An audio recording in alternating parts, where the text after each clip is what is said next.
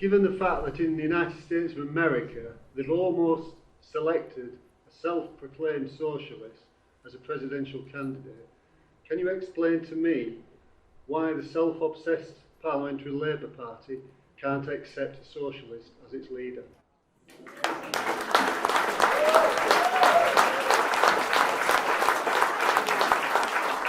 Well, that's the million-dollar question, isn't it? It's not been an easy few weeks, let's just say that, not for anybody, and I think it's a time in the party's history that I think I'm probably going to try and black out for years to come. But I mean, I did not want to be in this position, and I wanted, after the referendum, you know, however people voted, I think there was a lot of turmoil on the streets and people were frightened, especially people from, you know, migrant communities in my constituency were frightened about what was going to happen next. I know businesses were frightened and workers were frightened for their jobs. And people who, you know, had voted leave, you know, were frightened because we didn't seem to have a government with a plan. You know, they wanted something to happen. They were sold this dream and they wanted to see action, but nothing was happening. It was our prime opportunity as a Labour Party to completely take the Tories apart.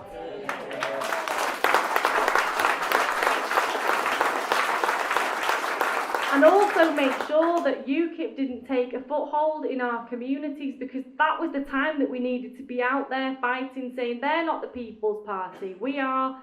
But unfortunately that didn't happen, and you know, I think we just have to accept that we are where we are now. I don't think we should have been having a leadership contest. I think that you know, Jeremy was democratically elected by the membership. And I think whether you liked him or you didn't, I think it was up to MPs in the party to respect that. Of course, have a go at him and like speak to him and tell him why you're upset with the, you know, policy decisions he's taken or the fact that he's not wearing the right suit jacket. But you do that behind closed doors.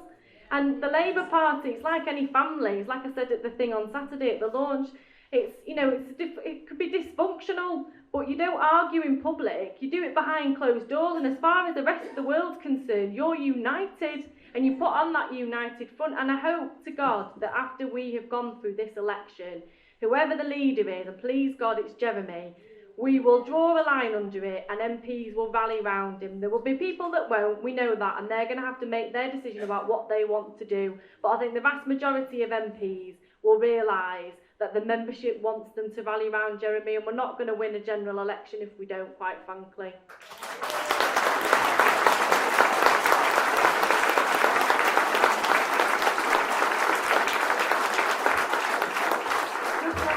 Just on that point, I am one of those people who's into conspiracy theories because I've been in Parliament for 18 years and seen it happen all the time. But I think there's no coincidence in the mounting of the coup. It was brought out just after Chilcot, and it was to destabilise everybody. Get your mind off Chilcot because it went dead very quickly, did that story. The worst thing that any government's done since the war was go to war with Iraq on lies. And I think it was to protect Blair.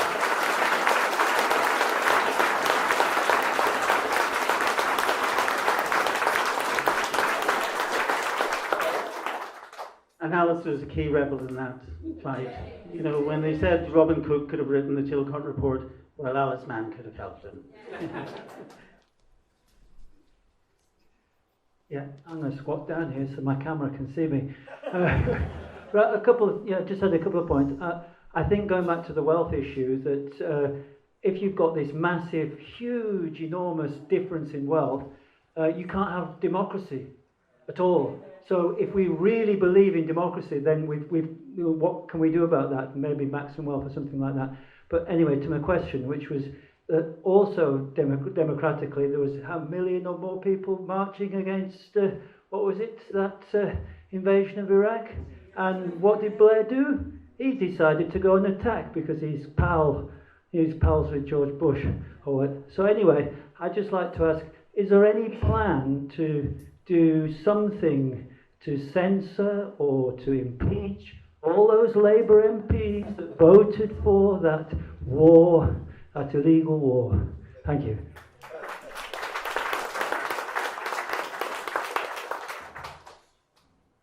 I think the point that you made about not having democracy is really good. You're going to start me off on philosophy now. I think there was a guy called Rousseau who actually talked about the social contract and how people keep order and they don't go around robbing each other's houses because we expect government to look after each other and make sure that it provides an economy that we can all thrive in. And when that's not happening, have you really got democracy? So the big question mark there. On the issue of Iraq then, as I understand it, and I've not got the detail on this, but I think there are a number of MPs that have been calling for action against Tony Blair, and I don't think it's going to go quiet anytime soon on that front. Not just Tony Blair, all the MPs that voted for it as well. I've not heard anything in relation to other specific MPs. Yeah, well, Alice Mahon didn't she? No. Alice Mahon. Just very quickly on Iraq, I've been calling for Tony Blair to go to the tribunal at The Hague, and every media outlet that got hold of last week. I'm being quite elderly, it's been a bit of a strain, I'm tired out, I'm worn out, I couldn't do it today. But we could support the military families, that's what we're concentrating on in the peace movement, and we really cannot let him get away with it, because I swear that group that are trying to bring down Jeremy are definitely intent on protecting Blair. Yes. And I think Blair's in a dodgy position, because Chilcot, the more you read it, and you realise then, I mean, those that voted against knew he was lying through his fat teeth. I put the first ALNA motion down a year before Iraq. I brought a copy here tonight for Rebecca, warning that what they would unleash, and they have unleashed, because the Arab states were trying to keep the lid on their fanatics. And it was the most disastrous action, and the repercussions go on, and I think we ought to try and get him in prison.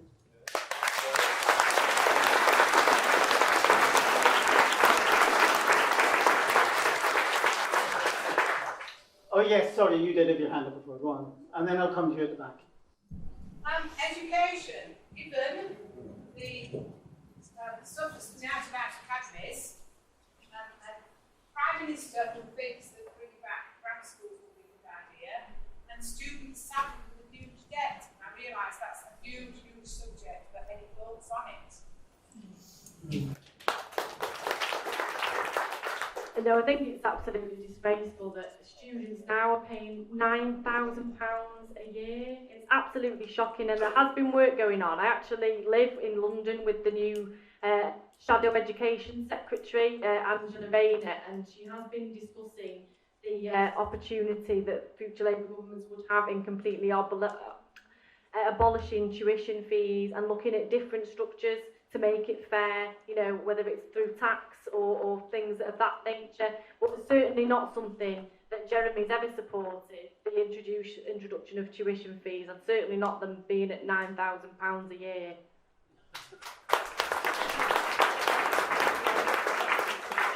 Tuition fees and the privatisation of education, I call it, were opposed by a campaign group right along the line. Jeremy played a leading role in that. In fact, he did in every privatisation, in every war, and everything I can think of, he was there right in the middle of it. I don't know where he gets his energy from, I used to tell him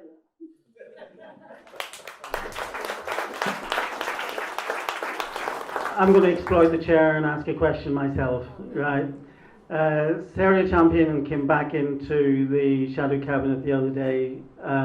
We had 172 Labour MPs voting no confidence in Jeremy Corbyn. We know very well that there's a hard core of determined Blairites within that group, but we know as well the rest follow or lie on a spectrum, you know. What hope have we of a few more sort of coming back? I think there's, well, I mean, I'm kind of hoping as well, but I think there's definitely going to be a bit of a domino effect. And I spoke to a lot of MPs, especially some of the new ones that came into Parliament with me, and they all had different reasons for voting in the vote of no confidence. Some of them voted in the vote of no confidence because they were part of the main kind of like group of protagonists, if you like. And the main group of protagonists is actually quite small. Some of them voted in the vote of no confidence because of who they were friends with, and they had a lot of pressure put on them. and they felt that because they were friends with such and such a person who was part of that group, that they couldn't go against them, and they had to kind of like, you know, be loyal to them. And then I had a lot of MPs telling me that the reason that they were voting wasn't because they weren't happy with Jeremy per se. There were certain issues with the way that their own little kind of like ministerial team was being run, or they didn't get on with the person that had taken over the post after another person had resigned. So it wasn't as black and white as the press would lead you to believe. And I think there's a negotiations going on at the moment, and there's a will within some elements of the PLP to have a period of negotiations, because whether people were involved in the coup or not, they were probably kind of like whipped up into a frenzy, because it's a bit of a bubble down there, and I can see how people get pulled into it sometimes. They were probably whipped up into a frenzy and told that, you know, maybe it was a matter of a time before Jeremy resigned, and they wanted to kind of make sure that they were on the right side of this, that and the other. And now that they've realised that hasn't happened, and that the party's suffering real damage through this, I think they'll probably search their souls and they'll support whoever the leader is. And if it's Jeremy, I think that they will support him. But that's not to say that there won't be people that don't support him, because there might be, and I think that needs to be looked at. But I think we need to do all we can in the Parliamentary Labour Party and the leadership team on September the 24th to have productive negotiations where it's not a case of you resign or else, because that's not going to help anybody. I think we need to forge a way forward, and we've also got to accept, I mean, I would love to have a party where everybody agreed with everything I said. It'd be amazing, but I don't think that's going to win us a general election. And, you know, we are a broad church, and we do need people from all elements of the left political spectrum so that we can have a debate about things, so that my ideas can be challenged by people who don't agree with them, and sometimes I might formulate them into different things that might help us win a general election more easily. And that's why we need to really galvanise.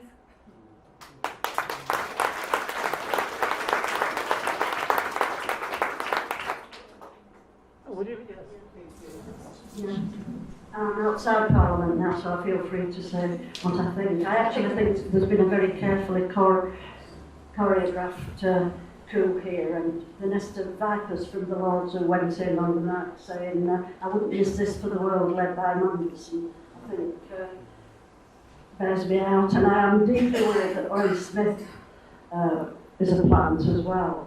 And I think the way Angela Reid was being used just shows how cruel they are and how vicious they are. And I think it revolves around something called progress.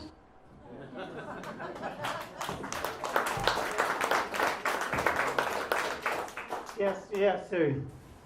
It's a question to Alice. It's great to see Alice here. The best, if not the best, Halifax MP that we've ever had. Alice hasn't actually heard you. It's great to see Alice here, the best Halifax MP that we've ever had.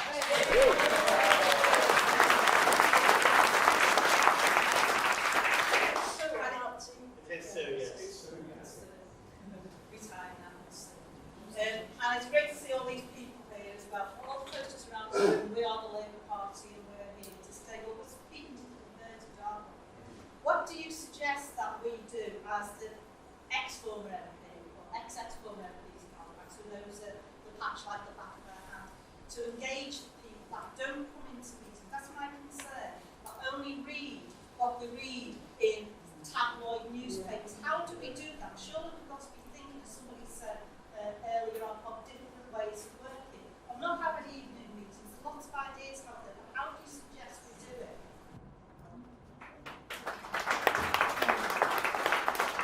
I think you do exactly what you're doing tonight, and invite people like Becky along, and then we all get enthused and do a little bit more work. And I'm hoping we're looking at the first female Prime Minister here.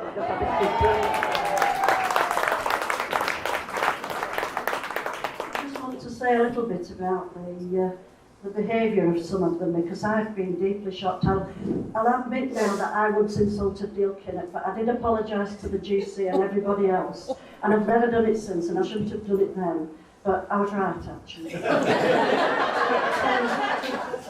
It just shows how little they care about the people they're supposed to represent, because it's cruel and it's nasty.